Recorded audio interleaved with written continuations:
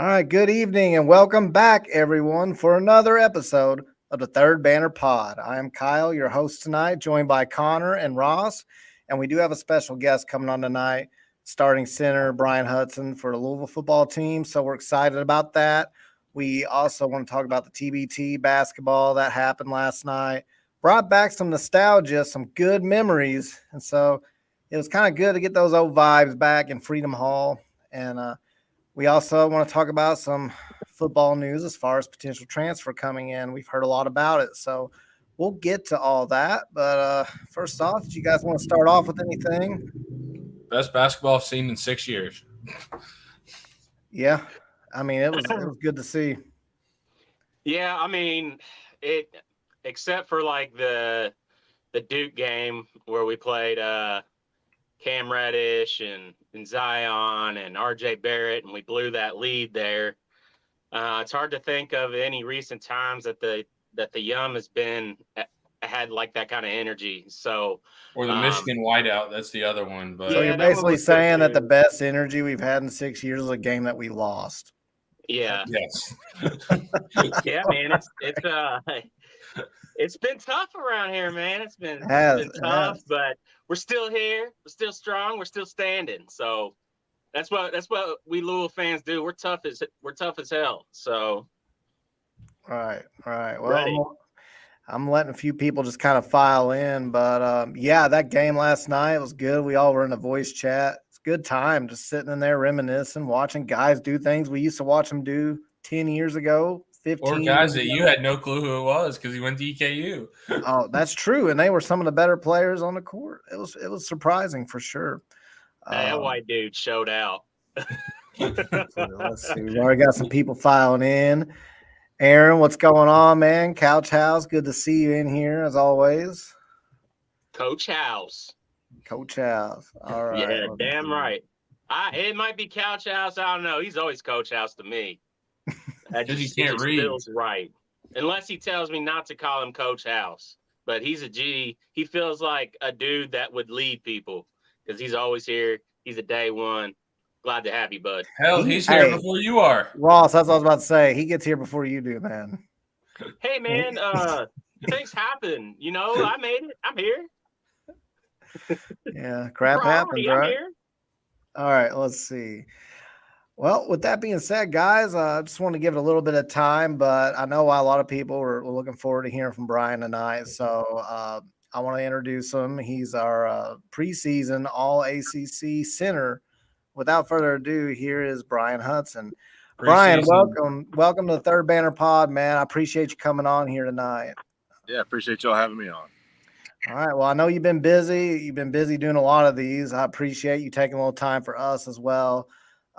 Obviously, you've known Connor for a long time, so that helps us out. So, has Connor always been a troll? That's my first question, or is that a new thing for him? Is that a developing feature of his? No, Connor's awesome. He's been with me. We've been good friends for a long time, like you said, and he's stuck with me every step of the way. So I appreciate him. That's good.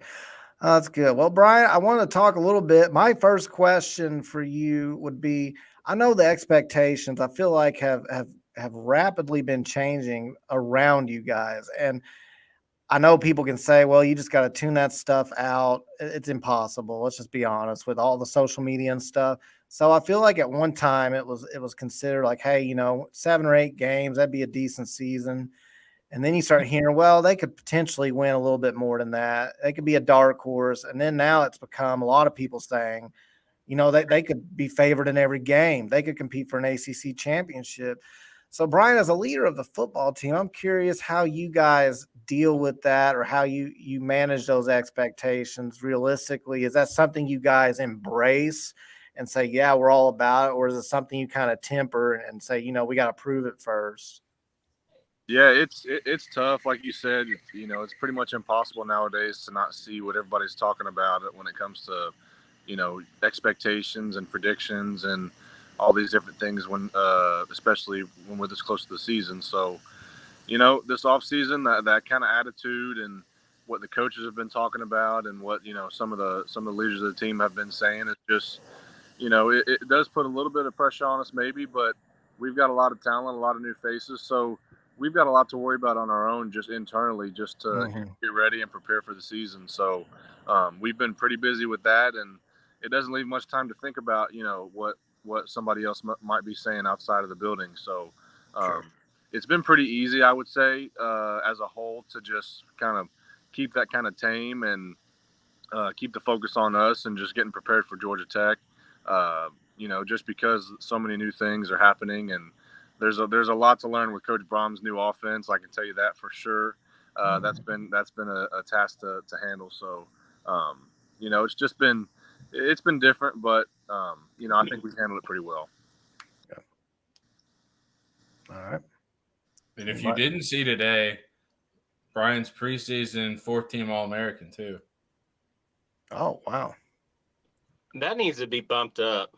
I wasn't going to say it because I didn't know how he felt about that, but I was thinking that seems a little low to me. But yeah, man, you know what you're gonna have to do. You're just gonna have to go out there and pancake some dudes, Exactly. just every game. Exactly. You're gonna have to make them recognize. Exactly. Yeah. Preseason doesn't matter. It's once that postseason comes out, it'll be up there, I'm sure. That's a good mindset. Damn straight. What you got, Connor? I mean, we talked about it last night. Explain your decision to come here versus other schools when you were in the portal. Yeah, this was there really weren't a whole lot of schools that were reaching out to me. I mean, there were a lot reaching out to me, but there weren't a whole lot that I was considering. You had both Kentucky and Louisville were the first two that reached out. Really, as soon as my name hit the portal, they were calling me, both of them. And so those were the main two, especially since I think that was right before the new rule hit where you had that one-time transfer. So I still had to get an appeal and go through that whole process when transferring. So I knew I wanted to get a little bit closer to home, and I had two older sisters, both of them that were still here at Louisville. The oldest one was on the track team, so that was a little bit of a pull for me.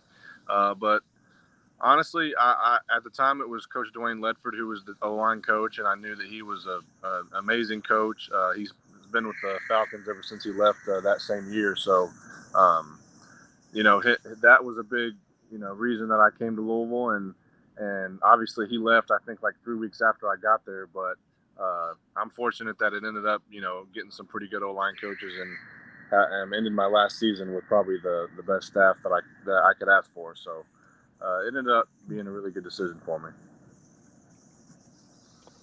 You hit on Coach Ledford there. Obviously, he made an impression. I think a lot of us really loved him around here. We were really sad to see him go. New staff now.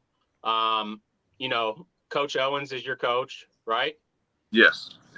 What are some things that you can tell me about him that expectations? What does he really drive home? Is compared. I don't want to say compared to last year. I don't want to even really go there. But what are some changes that you see with Coach Owens being your coach? Yeah, the first impression that I got from him, when he first got here, I sat in his office for like an hour just to kind of get to know him and have a really long conversation with him. And even today, they gave us the players a little break before fall camp, and I'm here just doing some prehab and a little bit of extra work and film and stuff. And so I went in his office today, and he played in the NFL. He was a tight end, but he was in the league for I think 6 years or somewhere around there. Yep. And played tight end here at Louisville. But he really just kind of brings that NFL type attitude and kind of commitment level to the O-line room, because the bigged difference that I see that how he has changed this O-line room. We always, don't get me wrong, we always have, came in and stayed after workouts and, practice and got extra film, all that kind of stuff. But I think this is the first time I've seen this many of the offensive linemen, do that extra work, and it's really become the standard. And Coach Owens has set that standard as soon as he stepped in the building. He made it clear that, in order for us to be to the level that we want to be, which is, becoming that best O-line in the country, that Joe Moore Award, and then after that comes all the individual awards and NFL and all that kind of stuff. In order to get that, we have to spend the time and put the work in, do the preparation, get mentally sharp, mentally ready, know the game better than anybody else on the field. And so, so we've probably spent by far the most time in the building, is maybe aside from the quarterbacks, just preparation wise, staying after lift workouts. Every day this summer, I think we were there for our lift was at 7:30. We probably didn't leave the building until 12:30. Had to be back at 3 o'clock for meetings and practice in the afternoon. So we stayed there after till about 6 every day. And so I would say just that work ethic and that, NFL type commitment and level of investment to be prepared for the fall. Can I hit you with a follow-up question? Yeah, for sure. Okay, so you hit on that NFL aspect. You seem to.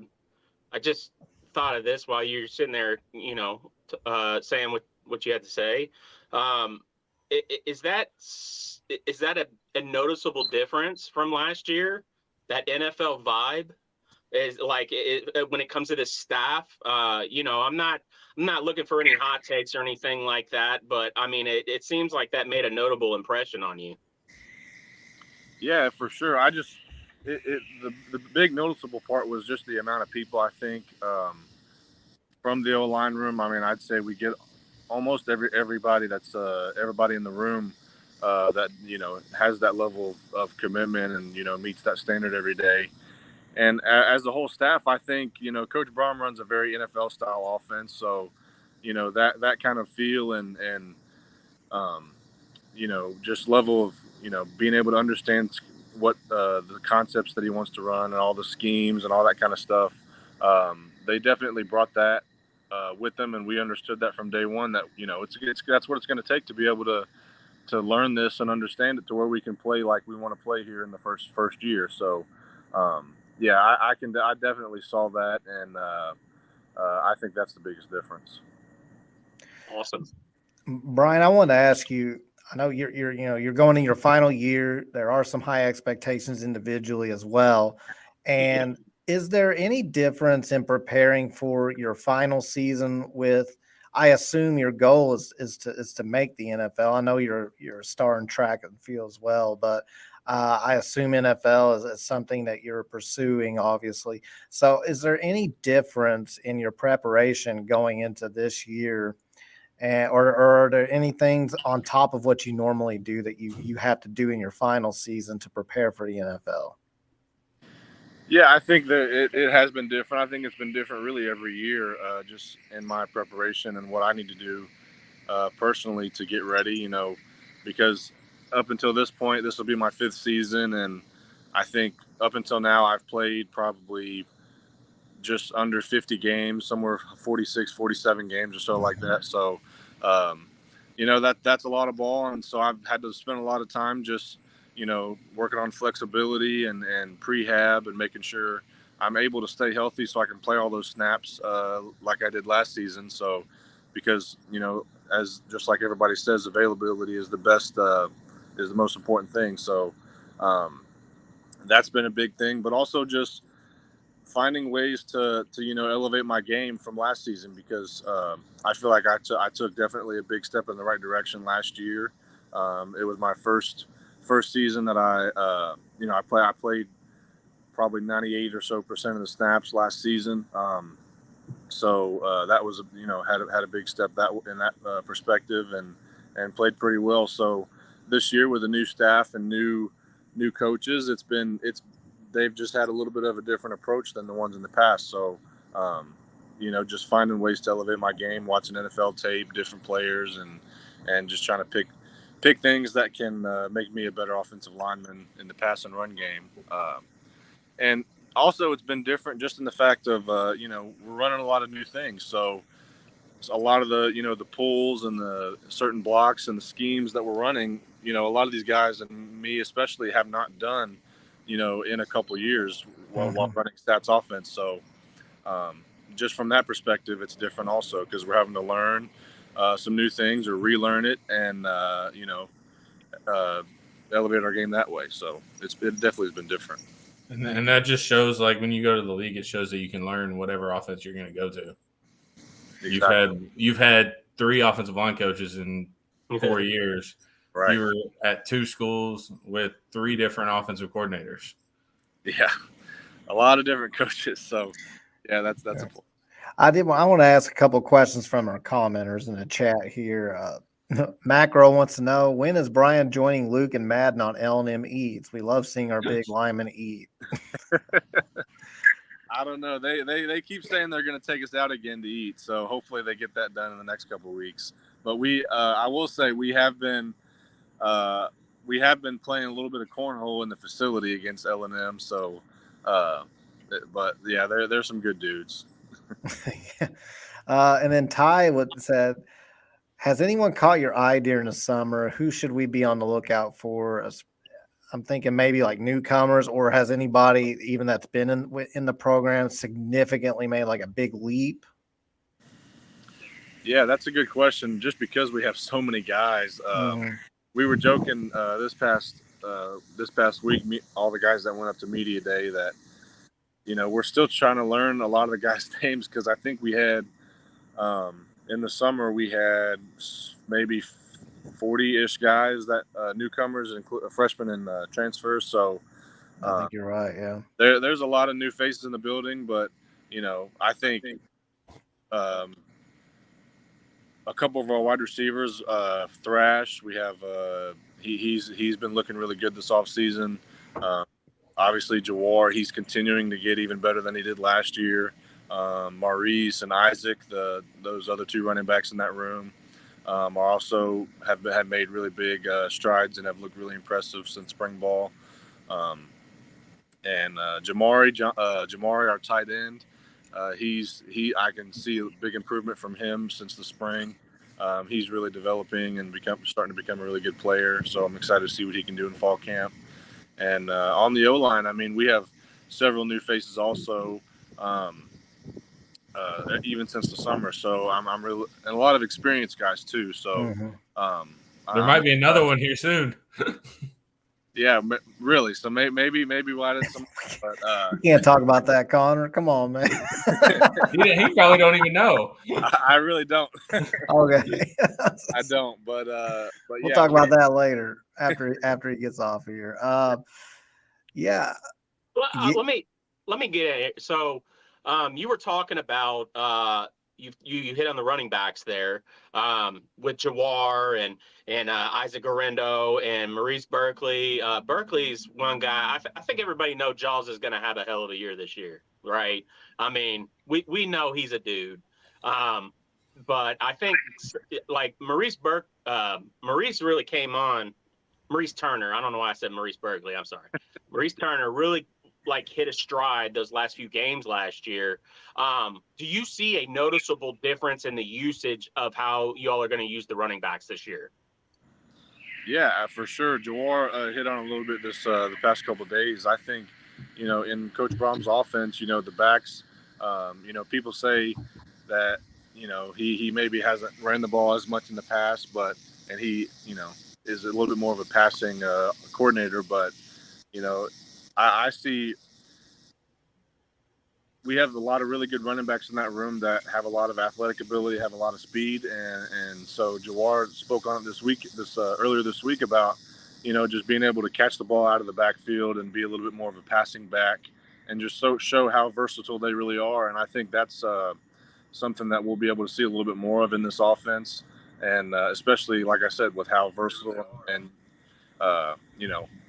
kind of the speed backs that we have, especially Maurice, Jawar, and really Isaac and all of them too. So, but I think that's definitely the biggest difference I see. A little bit more, coming out of the backfield to catch the ball. Is that one of the biggest changes to your responsibilities as a starting O lineman? As far as I listened to all of y'all yesterday during the media days, y'all did a great job. But I noticed that you a couple different times I heard you hit on scheme And there was a lot more to load into scheme this year already, and I assume there's more to come here with fall camp. You probably got just the building blocks, but the running back position and how it's used, in the trap game and in the screen game, is that one of the biggest difference in changes that you're seeing for your job responsibilities?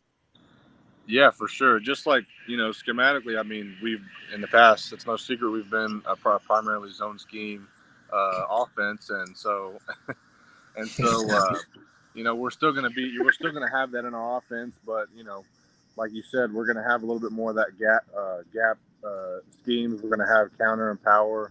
And every variation of those, we're going to have man schemes, ISO. We're going to run pretty much everything pin and pull. Trap. I mean, pretty much everything that you can run as an offense, we're going to be running. So there's a lot of new things as an O lineman that we're going to be doing, which has been really fun because we have a lot of athletes in that room, and so that's made it a little bit easier. But yeah, so we've spent a lot of time with the backs and the run game and the pass game, because the pass game concepts are a little bit different too as far as protections go. But yeah, we spent a lot of time together, especially this summer, just being able to mesh together so we're both on the same page as far as, the kind of path that they're going to take on each play, what their aiming point is, where their eyes go, who they're reading, what we can do to make their job a little bit easier. So, that's been kind of an emphasis for us this summer. Awesome. All right. My last question, Brian. I know you've had a lot going on lately between prepping for the season, recently got married, you got track and field. How do you handle, is there something you go to that you turn to outside of sports and all that kind of keeps you grounded as far as being able to manage all of that? You mean like hobbies or something like that? Is that anything like that. Yeah. Anything outside of what you're like required to do, because I know you're busy, you're waking up, grinding right off the bat. Is there anything that kind of keeps you, going? You're a leader of the team, obviously. There's high expectations on you. Is there anything you turn to outside of football to keep yourself grounded? I'm just curious. Yeah, so like you said, we spend a lot of the time, even a lot of the breaks here on campus and at the facility. But I like to go fishing, so I do that quite a bit. I have went a couple times this summer, and got a set of cornhole boards. That's kind of a hobby of mine that I picked up in the past few years.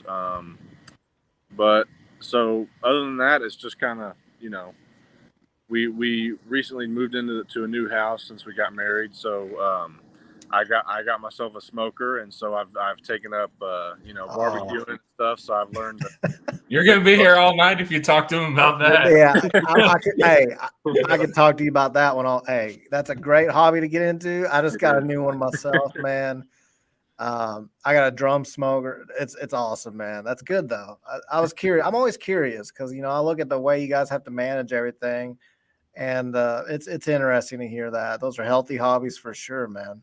I won't ramble on about the smoking meat, or we'll be here all night, man. I know you're busy, so. With that being said, I want to just thank you for being on here tonight. I appreciate it. I know the chat appreciates you being in here. I can tell. Did anybody else have anything final for Brian before I kind of let him get back to his busy schedule? Ty did want to ask what his opinion on Canes is. Oh, come on, man. On Raising Canes? Yeah. Yeah. This is a thing on here. It's good. I like Raising Canes. Yeah. Oh God. Okay. I mean, you're not going to throw it out, right? If somebody gives it to you, but it's not like your first choice. It's not like your first choice, though, right? Usually not. No, it's not. I would say that. All right. Well, man. So, I can I ask one more question? Yeah, for sure.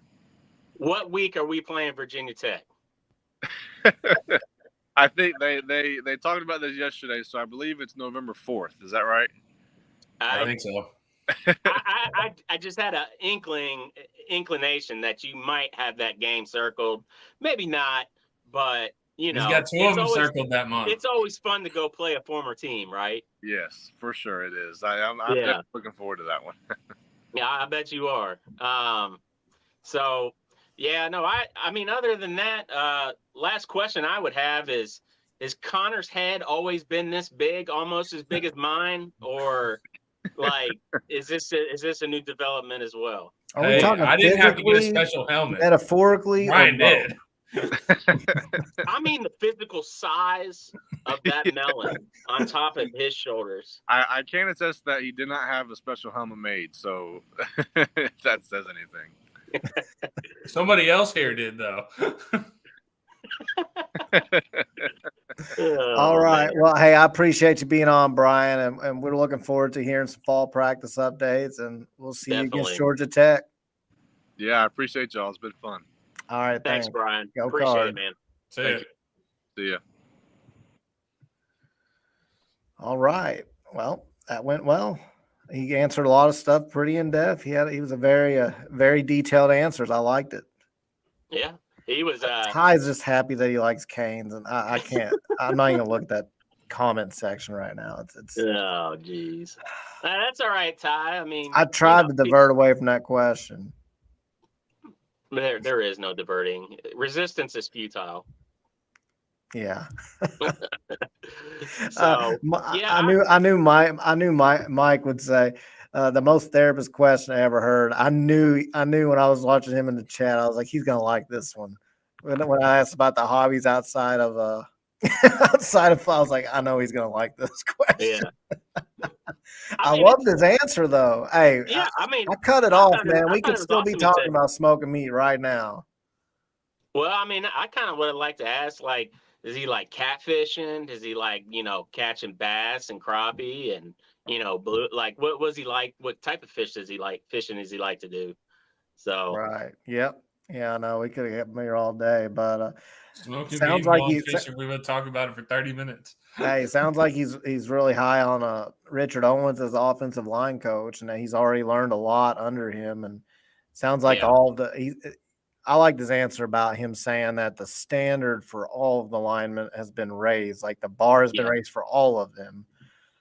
Just like the bare minimum, sounds like it's at a much higher place. Not to it compare does, to and previous staff, just saying. it sounds more professional too. Mm. I'm sure more than anybody that the Brahms can relate to what it means to be a student athlete and how special that this time is, but they also understand that this is a building block for a lot of guys just going forward. Like, whether it's in professional football or it's in some other aspect of life, like this is important, and I truly believe that they have these guys' best intentions, at heart, and Sure. it's. I think they're going to win a lot of damn games this year. I do. I think it's gonna be fun. Yeah, I'm No, looking. I- I'm excited. I'm really excited. I cannot about it. wait to take my half day that Thursday, drive up for the game, come back Thursday night, go to work Friday. So speaking of offensive linemen, that was a great session with Brian. But I know we've heard a lot about Goodwin this week, that he may potentially be coming here after all. I feel like this comes up every year almost. And for Seems whatever like it. reason, it's like the cards aren't there, no pun intended. And I know this is an unfortunate situation he's in, a hardship. But, due to that, there's a lot of rumors out there that he could be coming back home to Louisville. And I mean, he was a former 5-star on some sites. Obviously, he was at Kentucky his freshman year, didn't really see the field, but he was projected to be a starter potentially for Florida. And I mean, I even saw a report from Ty Spalding on Rivals recently, and he talked to their Rivals guy, I believe he said, at Florida, who's plugged into what's going on, obviously. And he had told him, like, he had nothing but good things to say about Goodwin and his development. So that's something I don't know. What are you guys' thoughts? I feel like it's a can't lose thing myself. I feel like it's one of those things. I know he's had a history of kind of run-ins with people and he switched teams a lot, but this is a situation here. Obviously, his situation at Florida looked good. He's not leaving Florida for any other reason, but he's having a family hardship, and he wants to be closer to home due to that hardship. So you can't ever fault somebody for that. And if we can get him as a walk-on, why are we not? I mean, I don't even care. I mean, we got 3 or 4 scholarships left. I really don't care. Scholarship, walk-on, whatever. I mean, we didn't plan on going into the season with him. So as long as he's not a problem in the locker room, then I mean, he's got all the potential in the world. It's just a can't miss situation to me. I know some others may not feel that way, but I certainly do. Yeah, he's one of those guys, right? Like, he does get talked about. Like you said, like every year, ever since he's been in high school, even since the recruitment. I mean, it's just like he piques a lot of interest because he has something that you can't teach, and that's a lot of damn size. 6'7", 350. You can't teach 6'7". He is Mekhi Becton big, and you can't teach that. And there's a lot to work with there. He does have a lot of ability. The hype is not unwarranted. So for me, if the rumors are true, what we've heard this week, that he could be coming in as a walk-on, I honestly wouldn't expect that to last very long. If he's on the team this entire year and that does come to fruition, and he's proven to be a good locker room guy, gels well with the guys that are on his position group, I have no doubts he's going to be on scholarship come January. You know what I mean? Like, he's too good to not be on a scholarship. I mean, he is worthy of a scholarship. He's definitely a scholarship talent, and he's got next level potential. Just size, right. He's got next level potential just on the size alone. You can't teach that. And if there's anybody that can get it out of him, it's going to be this staff. I know this is year one, but I got a lot of faith, and I got a lot of trust in this staff. And him being closer to home is going to help too, because he's got his trainer that is, down the street. Chris Vaughn. Yeah. Well, So my big thing is too, like, I don't know. I'm not connected to the situation that's going on with him. There is somebody in our Discord that's pretty connected to it, and he's been updating us pretty well. And then all of a sudden somebody will follow up from a network and say, yeah, this is a situation. It almost always lines up. Mm-hmm. But with him, I cannot imagine he's going to go from being a potential starter at Florida to a walk-on. It just doesn't make logical sense. Sometimes you don't have to be connected to the situation. And I understand the hardship and all that. I feel like he'll probably go somewhere else. Ross. Ross disconnected. I'm sure he'll be back. But I'm sure, I'm sure that he could go somewhere else close by if he really wanted. I mean, maybe he can come on as a walk-on. It just seems kind of crazy to me that would be his best opportunity if he was really in position to start at Florida. And I know Florida's not what they used to be. I know they're not a top 10 team like they were for so long, but they're still an SEC contender and a historical football tradition. They still land 5-star recruits out of their own backyard. So it's not like we're talking about him transferring from, I don't know, Middle Tennessee. Right. So it's like, he's transferring from a big school. I just can't imagine he would walk on. But if he does, man, that would be the steal of a lifetime. But I'm okay with him getting a scholarship. I mean, it's not going to go anywhere else except to a walk on. So if you can get a guy with his potential, like I said, my only hang up would be if he was a chemistry issue. But I mean, then he's off the team. So give it a chance. Right. So that's why you walk him on in the fall. Walk him on, see if he's good with the team. If not, you don't have to eat that scholarship. Because now with the new transfer rules, you have to aid the kid until he graduates or his 5-year clock is exhausted. I see. So that sounds like it makes a little more sense. So if there's some hesitancy by maybe the staff or others close to the program, then I could see that makes more sense. So so what we're basically looking at, right, is kind of like a preferred gray shirt, right? Kind of, yeah. Yeah, but if you NIL him and his NIL pays for school, then it really doesn't matter. Right. That's a good point too. I fat fingered the I accidentally pushed leave a few minutes ago. Maybe that's why you lost in volleyball last night. Yeah, you got to keep them fingers in, man. So that's what she said. Whoa! I'm not gonna miss an opportunity, man. Oh man, yeah. So I mean, with Goodwin, right? I mean, you hit on it, Kyle. Like the kid seems, for whatever reason, he seems to have lacked the stability that he's needed to succeed at a place, whether that was UK or Florida. Now that obviously that's if the rumors are true that he's trying to get back closer to home for a hardship due to family reasons, that's extenuating circumstances. For his second transfer, yes. But Louisville, could be the answer to a lot of those woes. There's something to be said about there's no place like home. There's no place like being around your family, having all your support group around you. And on top of it, like you all hit on as well, I mean, he's kind of bounced around. He was a big time recruit, got a lot of attention from a lot of programs coming out of high school. And now he's looking at like a preferred walk-on status. All of that could be just a real wake-up. It could be a real wake-up call. And then with the stability here, that could just be nothing but a win. It's just if he's not a chemistry fit, then I hate it for the kid. But I'm really hoping that this works out for him, because I've been high on him since we started hearing about him in like 7th, 8th grade. I mean, he has been a fascinating prospect, to say the least. I mean, he's got special talent and he's got special size. Like, I hope that Louisville is the place where it all comes to fruition for him, because I know people like to say what they like to say about Louisville sometimes, but this is a great place, man. And this is a great school, and it has changed a lot of people's lives for the better. And I think that this could be that place for him. And I think that Coach Brom and this staff could be that staff for him.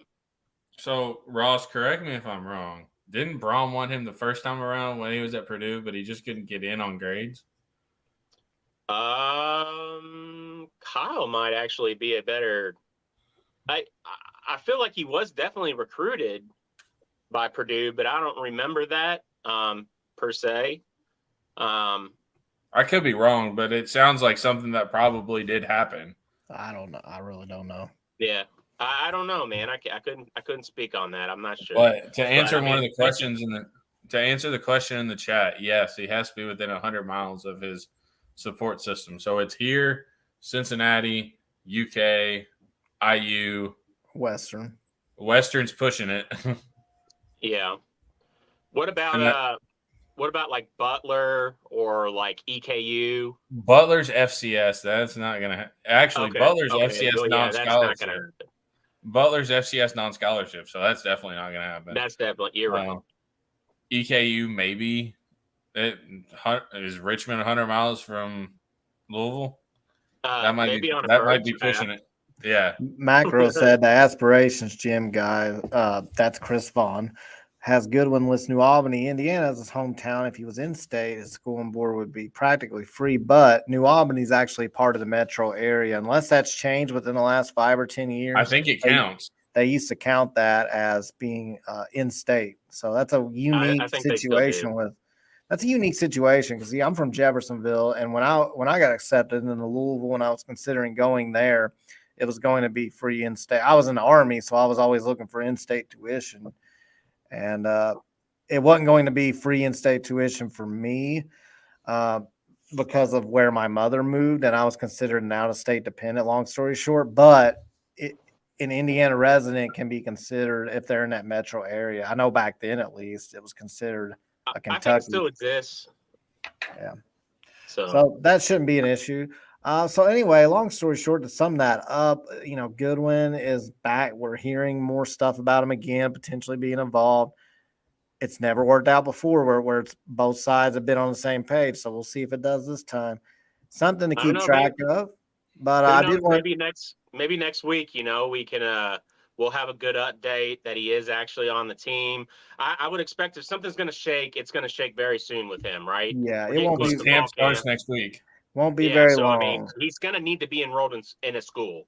So maybe we'll have that news, and who knows? Maybe we can have somebody else on the show that might have a little bit more insight on that as well. Wink, and we'll see what we got. Right on. So I did want to talk about the TBT in basketball. So I've got it. I pulled it up here, but we it was a great night last night. We were all in the whipped their court. ass. It was great. So I don't know about you guys, but I had a lot of nostalgia last night. I saw some flashes of some old stuff that these players could do. I'll tell you when it really Peyton Siva, man, his ability to distribute the basketball, he hasn't lost it. And I know he probably still plays a lot of pickup ball, but he's been a local guy for a while now, and I know that's not his main thing he's doing. So to be able to go out there after a few weeks of practicing with these guys and just have the chemistry he does with them just shows what kind of natural point guard he always was. I mean, like that play right there. That pass was dirty.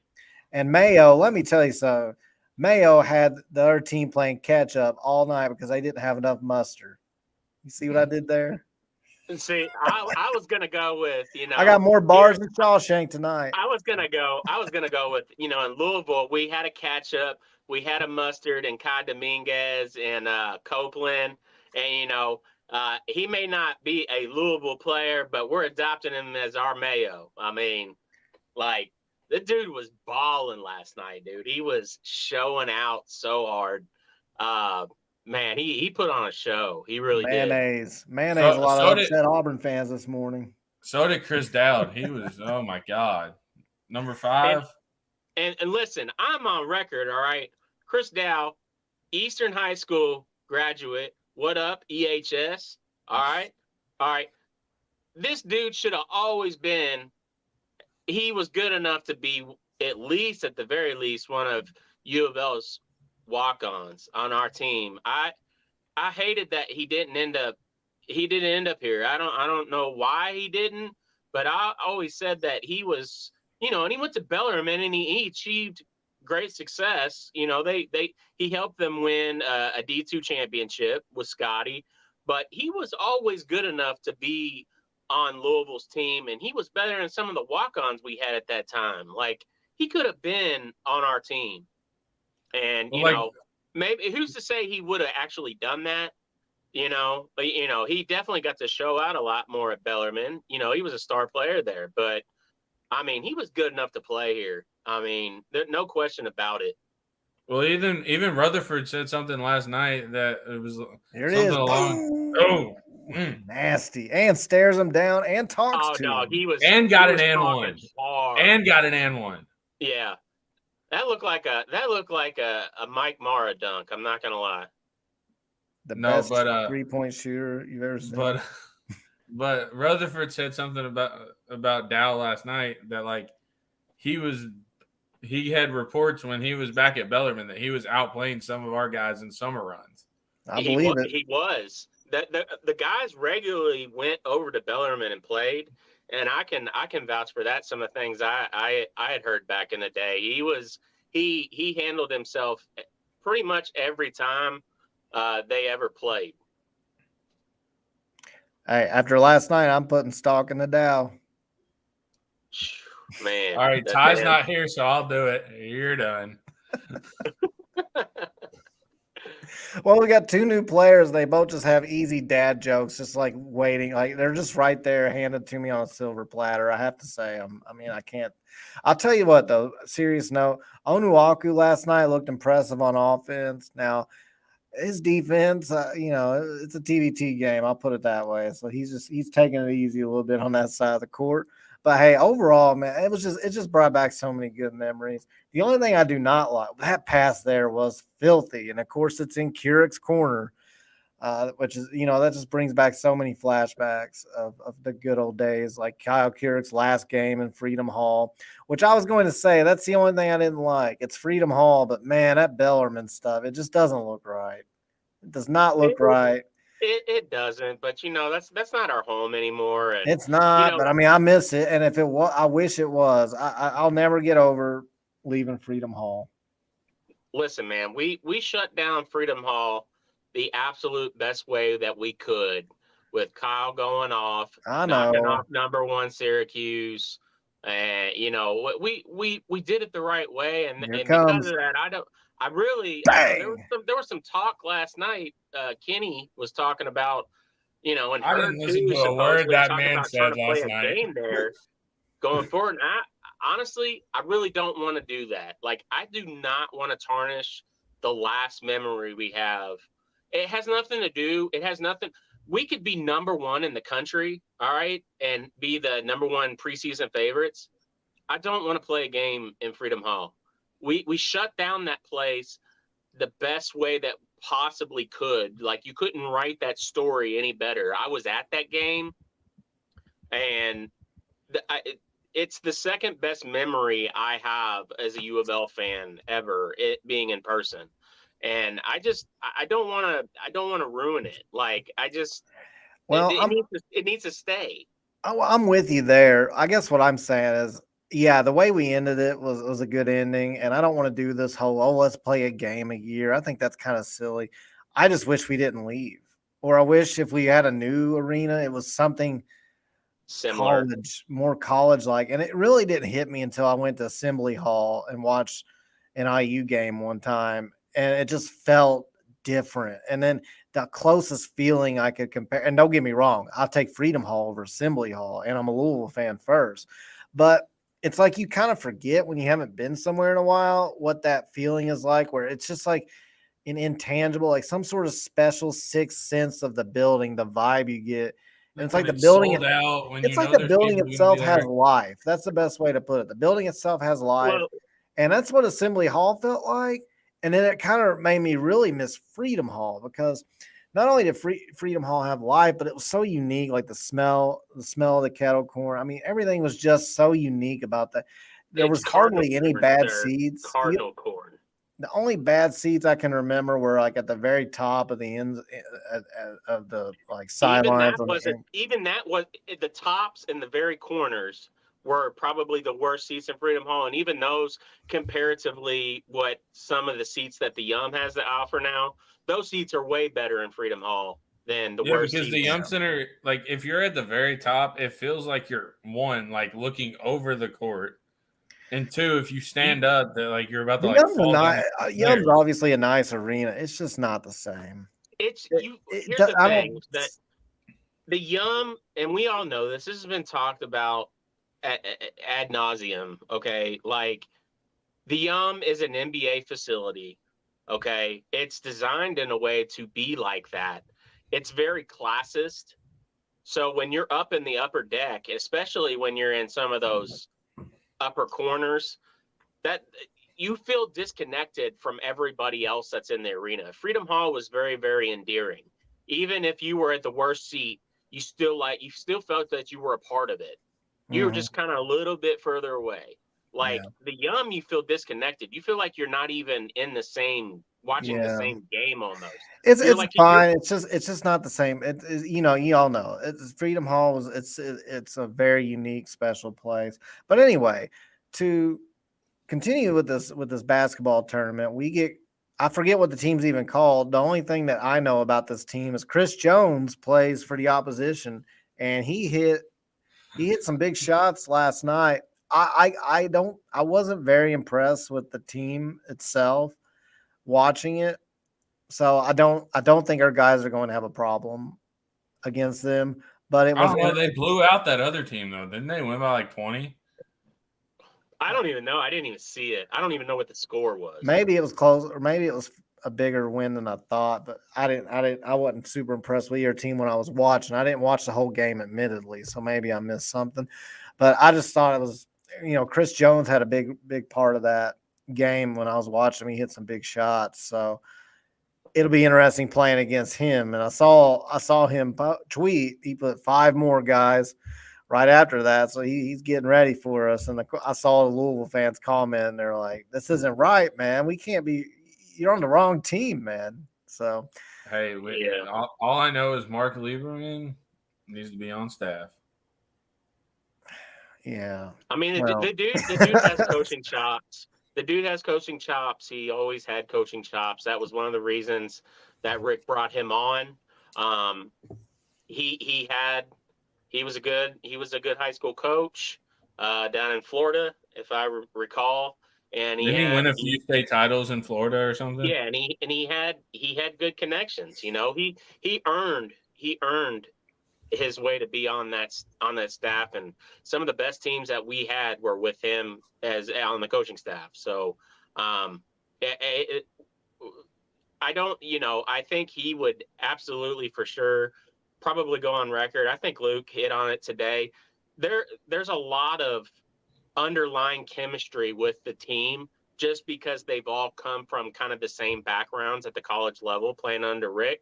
So it's like none of those expectations have ever left anybody. And on top of it, now they're all pros, right? So when Lieberman installs plays and when they ask him to, when he asked the team to do something, he commented on this last week when he was on the radio. He was like, we ask these guys to do something and they do it. I don't have to coach them through it like they're college players. They're pro players now. They know how to do it.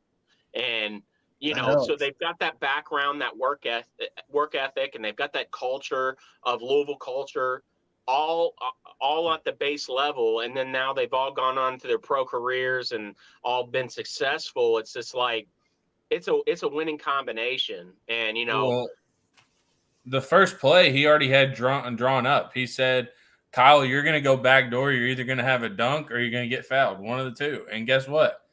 He went up and got fouled and hit 2 free throws. Yeah, and I can't remember what quarter it was. It was maybe second or third quarter. There was a timeout, and we ran a beautiful play out of that timeout. We ended up with like an easy an easy cut right at the basket. He drew up more plays than Kenny did all year. I mean, we ain't got to go there. Come on. We ain't got to go there. My two biggest takeaways were, first, Russ Smith, his speed and his ability. He could score 60 points a game in this tournament. I mean, these guys can't keep up with him. I feel like he's just trying to keep others involved. And I know he didn't shoot super well last night, but he also took some kind of ridiculous type of shots. And then he hit that game winner. Or the one that got, I won't say game winner, but the final shot of the game. Hey, he had all 8 points in the Elamity. He had all 8. Yeah, really? I know. That's just a rough dig. I was playing that volleyball game last night. And I saw Patino said some things never change on Twitter responding to it. But I feel like with his ability out there, he could just drive past his man every single time if he wanted to. But, of course, he wants to get others involved. He kind of wants to, show other parts of his game. But that's an observation I had. The second thing I thought was funny was in the post game when they were doing interviews, and Russ was up there and he was saying, I'm a little disappointed in attendance tonight. I really thought we'd have more fans there. This is Louisville basketball. We need people to show up. And then Peyton Siva comes in like 5 minutes later. It's like, Russ Ridiculous. And he's like, walks up the podium. He's like, hey man, I cannot believe how many fans showed up for us 10 years later. And he was like, the attendance and the atmosphere was just incredible. And then Russ is just kind of sitting there. And I'm like, well, that's kind of awkward. It was like completely contradicting from two of my. And the thing is, I love them both. So I'm listening to one. I'm like, dang, I feel bad. Of course, I couldn't be here last night, but I'm like, dang, man, Russ has got a point. And then Peyton Siva gets up there. And I'm like, Peyton Siva has a point. I'm kind of like the Lonzo Mourning GIF where he's like, yeah. Listen, there was the 4th most fans at a TBT game ever. Yeah. Yeah, I get what Russ means. It's our first showing. Russ hasn't been in town. Like Peyton's been in town. Like he lives here. And so Peyton knows that basketball vibes are very low. What's that? Russ is here. He's here, but I mean, like he plays professionally. He's gone overseas, and but when he always comes back home. Like you heard last night when they introduced him, he said it wasn't Brooklyn. Right. They introduced him from Louisville, Kentucky. No, I guess what I'm saying is Peyton Siva is always here, so he's kind of like, I feel like when Russ gets back after, being overseas for a while playing basketball. And then, it's like, hey, what are we doing, guys? If Show you up ask to the me, games. I think Russ was being a smart businessman. I think Russ is very intentional in what he does. Oh, yeah. He wants people to show up. He's calling them out. Yeah, because he's a you know, sponsor of the regional, so he Mrs. gets more money. Well, the Mr. and Mrs. Smith bourbon brand of his is helping sponsor the tournament. And he knows through past events and being so familiar with the Louisville fan base, if you challenge the Louisville fan base, they will prove you wrong.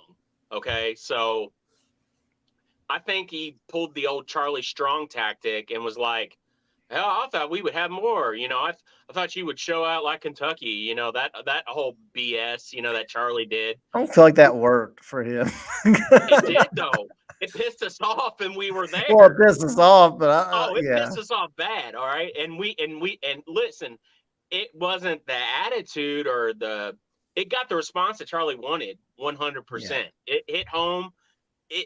The fans took notice of that. Okay. No, I do think Russ on accident. And I think Russ is just trying to motivate people to get off their back. I think the attendance tomorrow night is going to be even bigger. Oh, it's the second game, and you won't have as many lines as you did yesterday because it's the second game. You can go to the first one.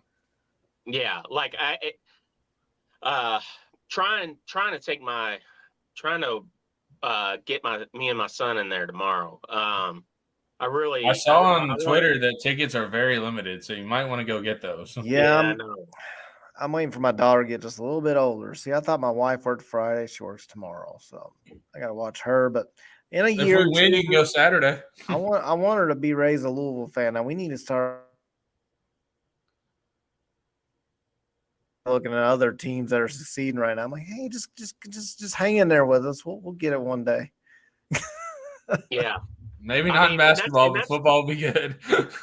Yeah, unfortunately, neither one of them are huge on football. I'm trying to get him into football. Now, my stepson's, I don't want to go off on a tangent, but he started football practice, so I'm hoping that helps. But he's been all about basketball, and he's like, yeah, IU made the tournament. Louisville didn't. Why would I watch Louisville? Of course, he's just starting to get involved. I'm like, fine. Well, I have no comeback for that. We won 4 games, because if you weren't raised on it, like I could say, we used to be good, and we used to do this, and it's like it doesn't matter to him. He hasn't seen it, so it's like, and it's like when people told me about Louisville in the '80s, I was like, okay. And cool. Listen, I know some people might downplay this, but this could be a really, really good thing to transition, a new start for this athletic program, right? Like this could be part of the old regime helping foster in that new belief and that new those good vibes back into the program. I didn't know Kenny joined the podcast tonight. Anybody that watched that last night that is old enough to remember, that just felt right last night watching that.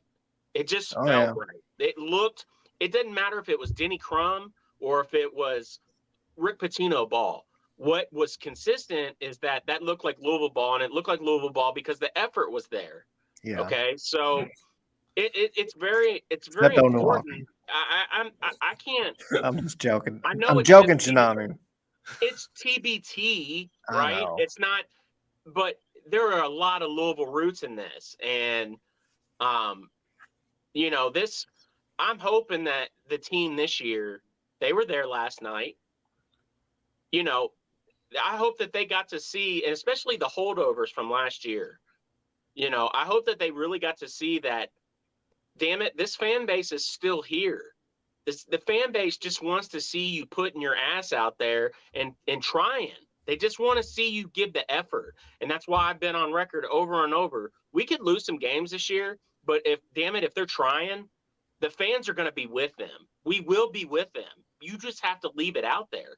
Like, these guys aren't getting paid a dime unless they win all of this, okay? But they were playing like that mattered last night. It mattered to them. There was pride involved there, and we just need to see that. We need to see that Louisville pride, and I'm hopeful that addition by subtraction is going to provide those results this year for our basketball team. You know, that one thing that our athletic program always had is that it didn't matter what season it was, we were always relevant under the last regime. You know, we can't sit there and just keep stewing on that and focusing on that, but we need this TBT team to do good. We're all pulling for them. Need the football team to go out there and kill it, and it's going to move, and all those positive vibes will move into basketball. And I think if those guys are getting the message, it's going to provide results. I really do. I hope you're right. Yeah. I'm not too confident, but I hope you're right. So anyway, we'll be definitely be tuning in to this next game. Super entertaining. If you guys didn't join us earlier on the pod, we had Bryan Hudson on. He talked about going in this senior season. Had a lot of cool things to say, good things to say. Went really in depth. Sounds really, really enthusiastic about the staff and the upcoming season. So check that out. Always, like I always say, like, subscribe, turn on notifications. We do get guests on here quite a bit, especially in the off season. So you never know. Like we didn't know until late last night if he could even do it because of how busy his schedule is. And then he said he could. He told Connor he could. So we appreciate it. I'll be honest. Connor, thanks, man, for getting him on because, you're really the Definitely, connection Connor. there. Obviously, good job, bud. I'll be honest. He Snapchatted me last night, and I said, "Hey, are you coming on tomorrow?" And he said, "I totally forgot. You texted me, and I was on a call, and I didn't text you back." And that happens, especially with kids that age, especially with how busy they are. So that happens. He's a busy man. We'll get people on here for sure. Marco says we got the 502 barbecue this weekend. We touched on a lot of those visitors last episode. I saw another 5-star receivers join the list for 2025. So I think we're up to like 3 5-stars, 15 or 16 4-stars. And then we got a flurry of high potential 3-stars visiting as well. So good. It's a good list. Good times to be a Louisville fan. We'll tune in to the TBT. Hopefully, sorry, Chris Jones, but we're not going to be rooting for you. You're going to have to take a loss. Chris, you and your alien pants that you showed up when you showed up on campus, we love you, bud, but you got to go down tomorrow. You can have 40 as long as we still win by 20. All right. Well, that being said, like I said, feel free to like, subscribe, turn on those notifications for the Third Banner Pod.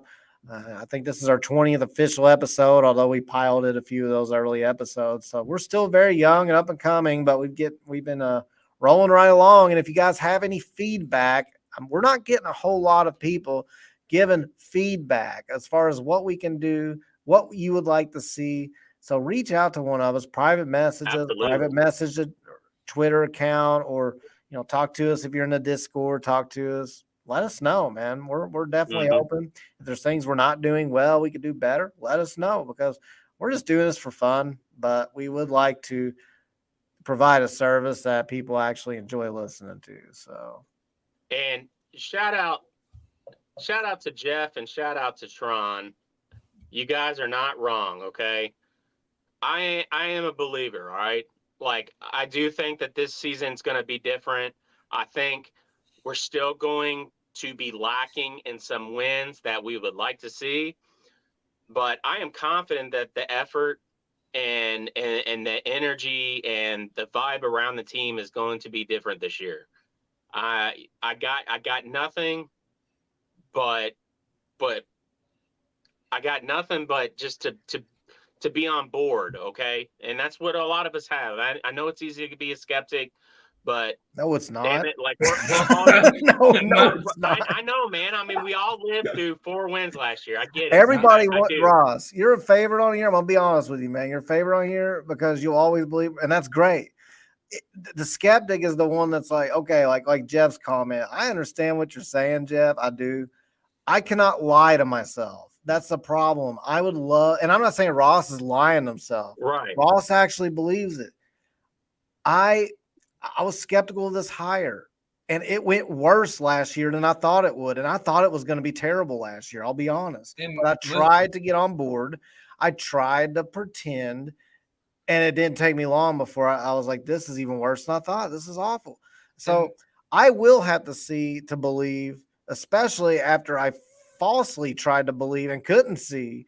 Now, Ross is different with that, and that's great. But I will say, like, I would love to say that I am like super hyped about basketball and super confident in the staff. I would be lying, and I will not lie on this podcast. So Yeah. I know that's not what people want to hear, and you can disagree. Anybody can and say like that. Well, you're wrong. Well, let's hope I am, because I'm still a Louisville fan at the end of the day. Yeah. I'm not rooting against us. I'm not one of those people on Twitter that comments and complains and whines on every single tweet about how bad the team is. I don't do all that. I'm just honest when I say, I'm gonna have to see something. I do think we have potential to be better. I do like the attitude. I like some of the Sky Clark stories I'm hearing about his leadership. I just, there's going to be a part of me after what happened. It was bad. And I'm not going to sit here and blame those players like a lot of people and say it's all their fault. I don't think that's the case at all. Like so I'm hopeful that the staff has learned and grown, even though they pretend they don't have to, according to everything they've said. It's like, well, that's not the problem. No, Jeff, that's not why, because I didn't like the hire. Guess what other hire I didn't like? I didn't like the Jeff Brom hire. I didn't like it. I am on board. I truly believe with Jeff Brom. I truly believe that he's going to be a great coach here. I guess when he first got hired, I was concerned that, at Purdue, even though he did well for Purdue, I did see him lose some games that I didn't think he should have lost. And I saw some lack of discipline and defense. But I am on board because I didn't think he'd be able to recruit well here. I didn't think he'd hit the ground running as well as he has. His actions are what have done it. His actions, if your actions show that, like, hey, you're improving and you're working on things, I will absolutely get on board.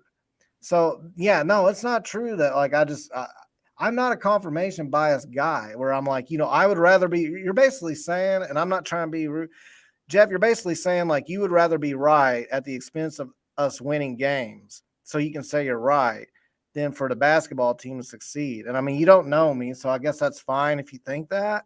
I can just tell you, man, that is not true. And I thought we were about to wrap up this pod tonight, but I mean, we got a good conversation. I'd also like to say that I'm glad that Ross is optimistic. I'm glad Tron. I'm glad Jeff. That's cool that you guys are optimistic, and I truly hope that I can be that way with some wins, with the team going out there. I just can't in my heart say like I feel confident in the staff right now. I just don't. I think we all know you well enough now. You will eat crow if you need to when it comes time. Like, you will do that. But absolutely, you are 100% genuine to yourself and to your beliefs, and you will follow those convictions because that's what you feel. And you're like, that is a good thing. Like, I just listen. I mean, you can go back to previous episodes, right? And you can see where my mind was on this staff.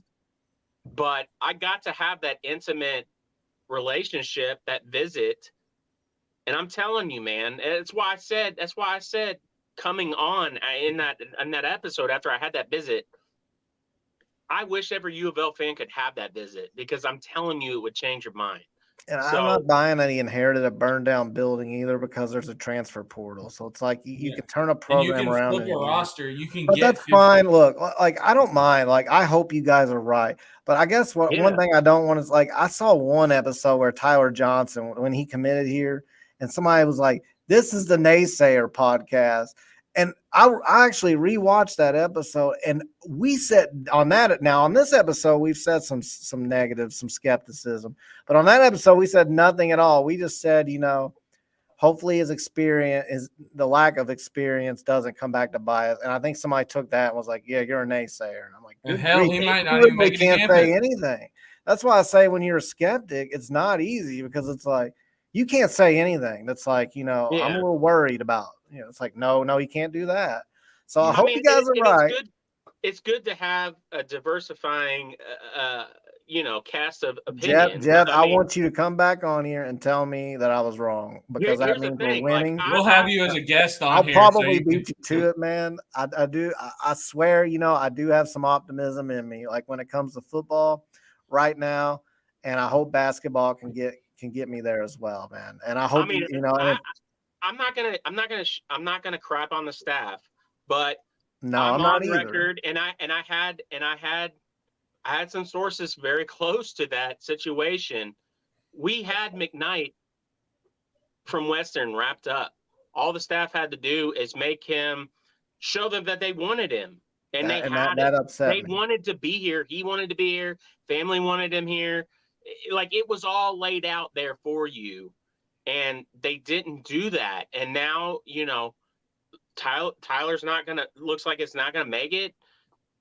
I tell you what, our roster would look damn good if we had a McKnight, Sky Clark and Davion McKnight backcourt. Yeah, this roster would look really good, and I would feel really good about our chances going into this year. I would too. We have more guards on the TBT team than we do on our team.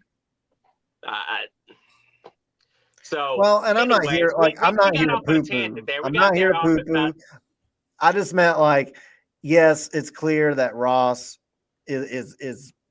has much more faith at this point, but that doesn't mean that I'm not willing to get there. I'm not here to say told you so. I'm really not. So we'll see. We'll see. I love the conversation, you guys. I appreciate it. I don't even want to be right. I just want you and that sounds I terrible. want you to be right.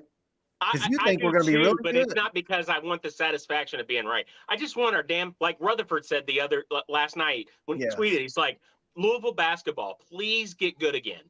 Please get good again. That's all any of us want, man. And that's what I'm saying. If these guys, if they're paying attention, the fan base is here, man. Capitalize on it. Put your asses out there and leave it all out there. Right. We will notice it, and we will be behind you. We will support you.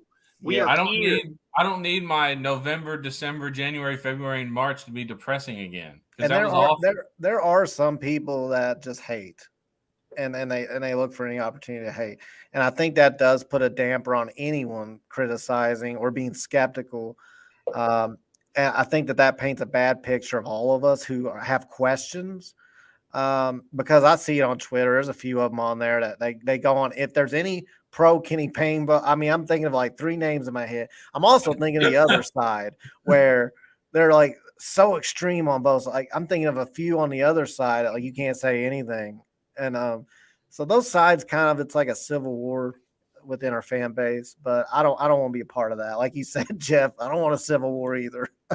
Yeah. Jeff, thank you he said great show. Thank you for being on here tonight. Thanks, man. Appreciate all of you guys being on here. Neil, Tron, I know you're very optimistic about the season. Couch House is always on here. Dedicated listener. Appreciate you guys. I'm gonna go ahead and call it a night. Like I said, if you guys didn't see at the beginning, we interviewed Bryan Hudson. Check it out. I'm gonna end it with a Go Cards. Go Cards, baby.